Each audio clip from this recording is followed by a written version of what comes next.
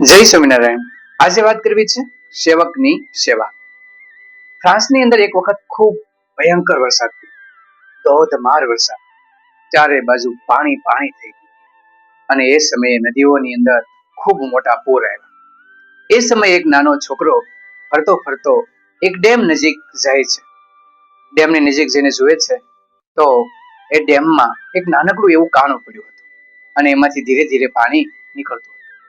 નાનો એવો છોકરો તરત વિચારવા લાગ્યો કે જો આ ડેમમાં નાનું કાણું પડ્યું છે, એમાંથી એક મોટું કાણું થયું અને જો આ ડેમ તૂટ્યો તો આખું શહેર નાશ પામશે, કોઈ સજીવ બચશે નહીં.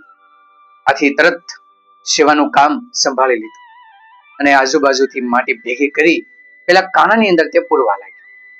પરંતુ પાણીનું પ્રેશર એટલું બધું હતું કે માટી નાખે તરત ધોવાઈ જાય, માટી નાખે તરત ધોવાઈ જાય અને એ પાછો નાનો બાળક જથ્થાબંધ માટી લાવી પણ ન શકે.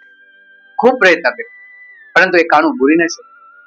વિચાર્યું કે અહીંથી હું શહેરમાં જઈશ ને બધાને જાણ કરીશ ને અહીં લાવીશ, ત્યાં સુધીમાં જો આ પુલ તૂટી ગયો તો અઢળક સંપત્તિનું અને ઘણા બધા લોકોનું મૃત્યુ થશે.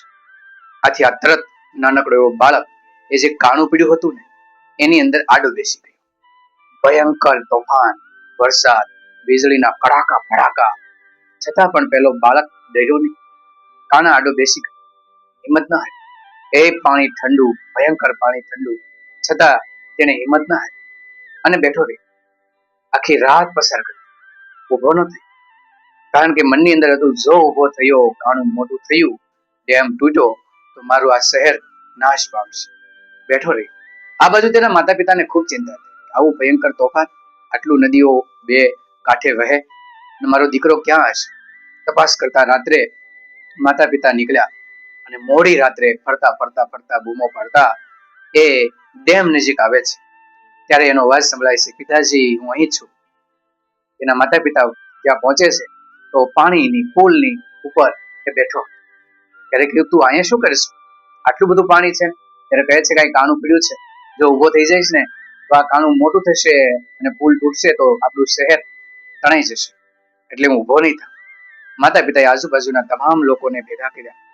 બધા જ માણસો ભેગા થયા, બાંધકામ વિભાગ પણ આવ્યા અને એ દીકરાને ઉભો કરી તરત કેમિકલ અને સામાન ભેગો કરી પેલું કાણું પૂરી દેવા મળ્યું.